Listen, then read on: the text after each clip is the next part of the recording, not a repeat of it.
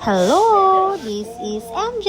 For today's video, may nagpamassage nga dito sa bahay. Si ma'am nga ay nagme-message lang sa akin kapag magpapamassage nga ang kanyang mister. At nakakatuwa nga dahil ilang beses na nga silang bumabalik sa akin dito para magpamassage. Lahat nga ng sumakit kay sir tulad ng frozen shoulder, likod, lower back, ay naayos ko nga. At nakakatuwa nga din dahil nire-recommend niya ako sa mga kakilala niya. Hindi na nga ako nag-home service ngayon tulad ng dati, pero tumatanggap naman ako dito ng mga pasyente sa bahay.